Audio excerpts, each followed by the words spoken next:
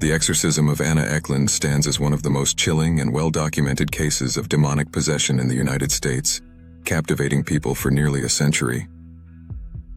Taking place in the early 20th century, this haunting story combines the terror of possession, psychological horror, and the profound mystery of faith versus skepticism. Anna Ecklund, born Emma Schmidt in 1882 in Wisconsin, was said to be a normal, devoutly religious girl during her early years. However, as she grew older, she began exhibiting strange symptoms that baffled her family and religious authorities alike. Around age 14, Anna's behavior took a dark turn. She developed an intense aversion to religious objects, holy sites, and the sacraments. This behavior led her family to seek out spiritual guidance, as they feared she might be under the influence of some evil force. Suspicion quickly grew within the community that Anna's father, Jacob, and her Aunt Mina might have had a role in her possession. Allegedly, Jacob and Mina were both involved in occult practices and had cursed Anna, perhaps due to her devout nature. According to some accounts, Mina was a witch who used herbs and incantations to try and summon demons upon Anna. This suggestion may seem outlandish, but Anna's strange behaviors and deteriorating health seemed to support the theory in the eyes of those around her. By the early 1900s, Anna's family had run out of options, ultimately seeking the help of a priest to perform an exorcism. In 1912, Father Theophilus Riesinger, a Capuchin priest from Appleton, Wisconsin, was called upon to perform the exorcism of Anna Ecklund. This first attempt was conducted quietly, and while there is limited information on its details, it's reported that Father Riesinger managed to temporarily relieve Anna of her symptoms. However, the respite was short-lived. Anna's condition worsened over time, and she started showing increasingly bizarre and violent behaviors that appeared to defy natural explanations. She could understand languages she'd never learned, recite secrets about others with unsettling accuracy, and displayed superhuman strength. Friends, family, and church authorities began to believe that Anna's possession had not only returned, but had become more powerful and sinister. This led to the events of 1928, in which Anna's case would become one of the most notorious exorcisms in American history. Father Riesinger was called once again, this time under very different circumstances. The second and final exorcism of Anna Ecklund took place at the convent in Earling, Iowa. Conducted over 3 sessions in the late summer and fall of 1928, it was one of the most intense exorcisms documented at the time. The sessions were led by Father Riesinger, who was now joined by a team of nuns and other clergy members, all deeply committed to freeing Anna from what they believed were multiple demonic entities. Accounts from those present describe Anna as exhibiting increasingly disturbing and violent behaviors. She reportedly spoke in multiple voices, each with its own personality and tone. Witnesses claimed she levitated, her body contorted in unnatural ways, and she exhibited knowledge that was impossible for her to possess, including intimate details about the priests and nuns in attendance. Throughout the exorcism, Anna's physical condition deteriorated. She became emaciated and was often described as barely recognizable due to the toll the rituals and demonic influence took on her. The demons, through Anna, would frequently taunt and insult Father Riesinger, promising him that he would never be able to free her.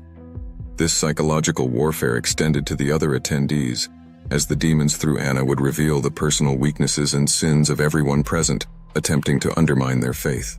One of the most unsettling aspects of Anna's case was the claim that multiple demonic entities possessed her. Among these, Anna's tormentors included Beelzebub, Judas Iscariot, and her Aunt Mina. Each demon had its own distinct personality, voice, and agenda. According to witnesses, the demons seemed to cooperate in maintaining control over Anna, creating a complex web of supernatural manipulation that made the exorcism exceptionally difficult. Beelzebub, known as the Lord of the Flies, was often perceived as the primary instigator, pushing Anna toward blasphemy and hostility toward holy objects.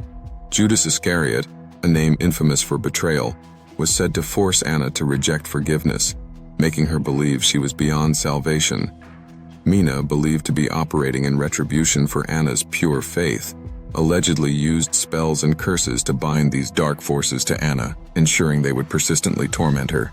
After weeks of struggle, the final exorcism session in December 1928 marked the climax of Anna's terrifying ordeal. According to witness reports, Anna exhibited behaviors that defied human capability, including unearthly screams and intense physical resistance. It was during these final hours that Father Riesinger was said to confront each demon in turn, invoking the power of Christ and commanding them to leave Anna's body. The confrontation was described as an intense battle of will and faith, with Anna's body reacting violently to each invocation of holy power. Finally, with one last scream, Anna collapsed, and the room fell silent. The demons, according to those present, had finally been expelled. Anna regained consciousness, weak and drained, but seemingly free from her tormentors. Her behavior returned to normal, and she resumed a life without the terrifying symptoms that had haunted her for nearly 2 decades. The exorcism of Anna Ecklund has become an enduring legend, often cited as one of the most disturbing cases of possession in American history.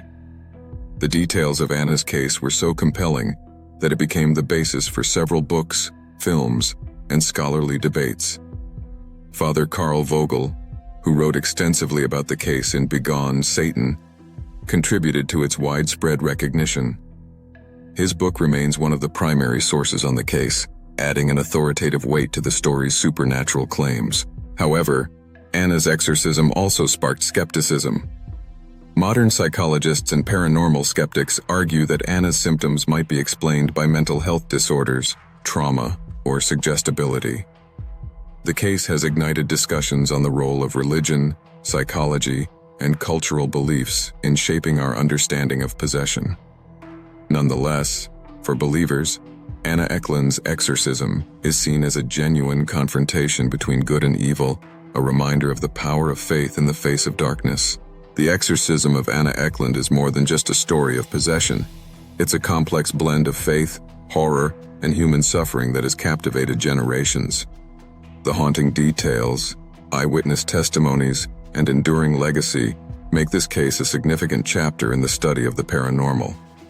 Whether one views the events as a supernatural battle or a psychological tragedy, the story of Anna Ecklund continues to raise questions about the boundaries of human experience and the unexplained mysteries that reside within us. Thanks for watching. If you enjoyed the video, make sure to hit the like button. It really helps us out. And don't forget to subscribe for more content like this. Tap the bell to stay notified whenever we post a new video. Thanks again, and see you in the next one.